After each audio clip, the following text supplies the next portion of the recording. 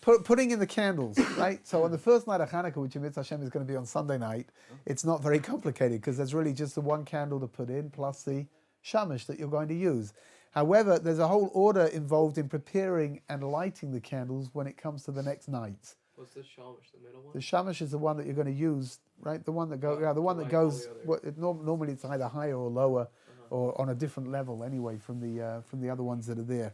But there is an order involved in preparing and lighting the candles, and it goes like this: that when you come to prepare the candles, you prepare the candles from the old candle first, which means on the first night you're going to put the candle on the most right-hand side of your menorah. The second night you'll prepare by putting the candle on the most right-hand side first, and then preparing the candle for the new night, right? Next space along. But when you come to light them, you're going to light them the other way around, which means you're going to light the new candle first, and the second, and the old candle last. So you prepare right to left, and you light left to right. Okay, that's a good way of describing it. Yeah. But you still light the shamash first. You have to light the shamash first. So you place the shamash first, then the next. So let's say it's night 3, and you've got an empty menorah. You put the shamash in, right? Here, you've got your menorah sitting in front of you, right, with your shamash. You said that yesterday as well. You've got your shamash. Let's say the shamash is sitting up on the top, and the eight receptacles are sitting on the front, right? Now let's say it's the fourth night, right? So what do? You've now prepared all of you. You've prepared your candle. It doesn't matter. Preparing the shamash doesn't make any difference, right? That's not part of all of this little thing over here. You just need to have a shamash to use, right? You can still fill that first. You can fill that first, you can fill it last, it doesn't make any difference. But the important thing over here is that when you come to fill up, if you're using oil, so you come to fill up the receptacle for the first night first, and then the second night, and then the third night, and then the fourth night, right? If you're using candles, you do it exactly the same way, right? So the first night, second night, third night, fourth night. When you come to light, you're going to light your shamash first, because that's what you're going to need in order to be able to light the candles with. And then you're going to light the newest candle for that night is going to be lit first, right? So we're going to go 4, 3, 2, 1. Wait, the shamash is what? The shamash is the candle that you're going to, right? The candle that you're going to use in order to light the other ones with. Okay. So again, right, I think your description is the simplest way of doing this. You prepare right to left, and you light from left to right, right? So get to the 8th night, you've got them all there in front of you. You're going to prepare them from right to left, but you're going to light them from the 8th candle first, and then going back down the line. What is the pshat? Why are you doing that? Because there's a concept in the halacha called tadir. V'she'eno tadir is something is more consistent. So tadir kodem. We do the more consistent thing first. What is it called? Tadir. Tadir. V'she'eno tadir. She'eno tadir. Tadir kodem. Kodem. Right, which means like this. What are you saying? Tadir v'she'eno tadir. You've got something you do more often and something you do less often. The thing that you do more often gets done first. Hence, that's why Classic, in brachas why you do mincha, Classic example, right, is when somebody puts on a talit. If you daven with a talit in the morning and with your tefillin, what do you put on first? You put on the talit first. Right? Why is that? Because the talit you wear 7 days a week. Tefillin you only wear 6 days a week, right? So you've got exactly tadir v'she'eno tadir. This one is more often than that one. Therefore, the one that takes precedence is the one that you do more often. The idea really is very simple, right? On the first night, you prepare the first candle. On the second night, you already prepared the first candle once the night before. Therefore, tadir v'she'eno tadir, you should prepare the first candle first, and then the new candle second. Right? On the fourth night, you prepare all the candles that you've already prepared before, and then the fourth one on the 8th night, exactly the same. However, this is tadir v'she'eno tadir is not going to count for making the bracha. Why not? Because when you come to make the bracha on the fourth night, what are you making the bracha over? The newest candle, because the newest candle represents that night of lighting the menorah. You hear what's going on over here? If you remember, those of you that are here at the beginning of all of this, if you remember, you can really fulfill your obligation to light the Chanukah lights by lighting one candle every night. Right? We're very careful and we do it the way that we do it. So 1, 2, 3, 4, 5, 6, 7, 8. But in reality, you could really just light one and you're done. Right? So which one are you lighting? The new one. The new one, right? The one that represents the newest day. And that's the one that you're going to make the bracha and then you're going to light the candles. Yeah. So if you were to only light one, should you technically move that one along the menorah? I don't think it makes any difference whatsoever. Otherwise it's like you're lighting the same one over and over. I don't think it makes any difference whatsoever. There is no obligation to light with a menorah. The menorah is just like a very convenient way of lighting. But if you want to light, people light with all kinds of different things. I told you, right? My sons in yeshiva said that their friends used to light using shot glasses. It has to be kosher, right? No? What is a kosher menorah, right? A kosher menorah means that everything's got to be on the same level, and it should be straight, right? So, for example, you can't have a round menorah even if they're all on the same level, and you can't have a menorah where some of the candles are higher and some of the candles are lower, even if they're on the same, right? Even if it's sort of all in a straight line. Right? So all these artistic menorahs you see. Be careful. You see them in like Manila, all these fancy shapes and stuff. Be careful, which means if it's a fancy shape but it's all in one line. I've seen very interesting menorahs where they're a little bit flexible. You can play around with it. So that would be okay. It would be. Right? The problem would be to turn it, if it's flexible enough, to turn it into a circle. Right? What's the problem? Because once you've turned it into a circle, you can't identify lights anymore. Right? You hear the problem? Okay. I've got 8 lights lit on the last night of Chanukah, but it's a circle, which means I can really only see 3 or 4 of those lights because the others are being hidden by the lights that are already there. Right? It makes it a problem. Part of the Indian of lighting the Chanukah lights is it's clear what night of Chanukah it is.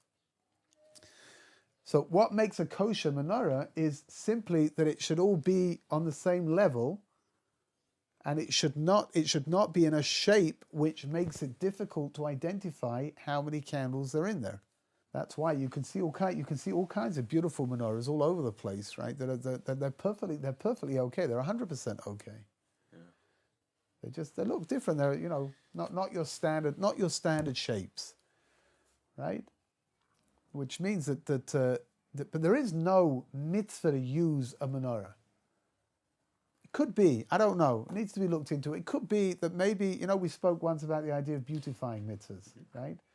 So it could be that using a menorah, a proper menorah, maybe that's a dimension of beautifying the mitzvah and doing it in a better way than just taking, 8 empty vodka bottles and filling, or 8 full ones, right? And or taking 8 Israeli donuts and putting a wick in each one and just lighting them and watch them stay alight for the whole 8 days of Chanukah, right? That's so maybe there is a tzad, maybe there is an idea of beautifying the mitzvah by using a menorah. If you have a menorah made out of silver, so again, that's one of the ways of beautifying the mitzvah for sure, yeah?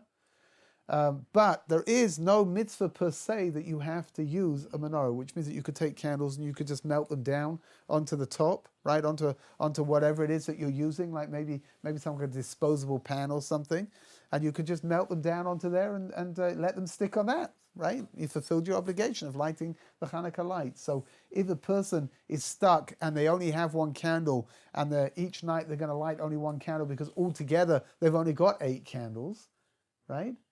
Then does it make any difference which receptacle you put it into? I don't think it does. Maybe for yourself, maybe it would be a nice idea to put it into that night's receptacle, but I don't think there's any halakhic dimension behind it whatsoever. So anyway, that's what we're doing, right? So we're going to prepare them from the old candle first, and we're going to light them from the new candle, going back down into the old ones, right? When you've made your brachas, right, yesterday we spoke about the brachas, right? When you made your brachas, so there's a prayer which is recited afterwards called Haneros Halalu. After you've made the brachas, then you're supposed to start lighting the candles, right? Because again, once you've made the brachas, you need to light the candles immediately. There is a prayer which is recited. Now, according to some people, The prayer is recited after you've finished lighting the candles. According to others, it's recited as you're lighting the candles, after you've lit the first one. The first one is going to be the one that fulfills your obligation.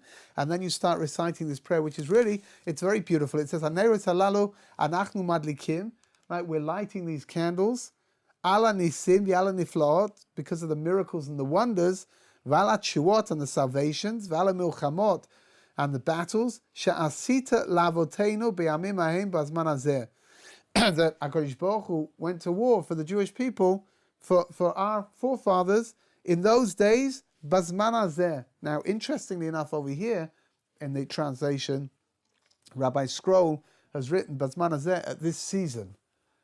But like we spoke about when we spoke about the bracha, that's not really the inference of the bracha. Is something much deeper than that, which is bazman hazeh. It's not, we're not commemorating something because it happened thousands of years ago, but it's got a direct impact on our lives today as well. Bazman hazeh, in these days as well. Al yedei kohanecha hakadoshim, it was done by the kohanim. They were the ones that went to war. The priests, they went to war. V'chol shmona simei Chanukah neros halalu kodeshem. And for all 8 days of Chanukah, these candles are holy. The ein lanu reshut leishtamesh behem. We're not allowed to use them, right? That's the whole idea of having the shamash. We spoke about it, yeah. That we're not allowed to get any benefit whatsoever from the Hanukkah candles. It's a completely spiritual dimension. Eila lirotam bilvad, just to look at them. We can look at the candles. We can look at the beauty of the light that they give and the glow of the flame. But that's all we can do. Why? Kedei lahodot ulahalel l'shimcha gadol al nisecha v'niflotecha v'yishuatecha, in order to be able to praise God for everything that He did for us. Some people sing it, some people don't sing it. Again, I don't know what you're used to, what you're not used to, what's going to be wherever you go. Whatever it is, it's a very beautiful prayer, and it's a prayer which is recited together with the lighting of the candles. There's also a custom to sing a song called Ma'oz Tzor. Ma'oz Tzor is a little bit more famous, perhaps, than Haneros halalu. It's a very beautiful song. If you have the opportunity, it's worthwhile looking at the footnotes inside of the Art Scroll Siddur to see what's being spoken about. Each stanza is talking about a different time in Jewish history. The last verse of Ma'oz Tzor is considered by most people to have been added in later on, which is the original one was written by somebody called Mordechai. We don't know which Mordechai it is, right? I don't know. I don't think it's Mordechai, the famous Mordechai from the story of Purim, but whatever. Somebody called Mordechai, because he put each verse, the first letter of each verse, it's Mem, Reish, Daled, Chof, Yud, which spells out Mordechai. However, the last verse over here, Chasois Roa Kodshecha, is considered to have been added in later on. It's got a slightly, if you know anything, if you've got a literary side to you, a poetic side to you, if you would know someone who has a poetic side to them, and they're familiar with the Hebrew language, you're able to pick up nuances in the last verse which tend to indicate that it wasn't written by the same person. And the custom is to sing that. Now, again, what happens is like this. A lot of places, for example, in my home, what do? We light the candles before we go to Daven Ma'ariv. So we normally light the candles, make the brachas, sing Haneros halalu, go to Daven Ma'ariv, because we're davening Ma'ariv almost straight away after we've lit the candles, and then we come back and we sit down and we sing Ma'oz Tzor, and we talk about Chanukah. Some people have the custom to recite. There's a prayer. One of the chapters of Tehillim called Mizmor Shir Chanukah Bayit LeDavid, we say at the beginning of davening in the morning, and it is actually the psalm of the day for the whole of Chanukah. Right? Each morning, instead of reciting the regular psalm of the day, we're going to recite Mizmor Shir Chanukah Bayit LeDavid, and it's over here. Right? It's Psalm number 30. Mizmor Shir Chanukah Bayit LeDavid, and of course, it's really referring to the original Chanukah Bayit of the first temple and the second temple, and in Mitzvah Hashem it will be recited at the Chanukah Bayit, the inauguration of the third temple as well, which should be built very speedily. Mitzvah Hashem, the Mashiach should come, and in Mitzvah Hashem we'll be able to recite it. In the meantime, we're going to recite it each morning as a Shir Shalom, except for Shabbat. Chanukah Shabbat, Mitzvah Hashem, we're going to have to talk about that tomorrow. That's a Chanukah. It's a very rare occurrence because Chanukah and Shabbat and Rosh Chodesh are all going to coincide with each other.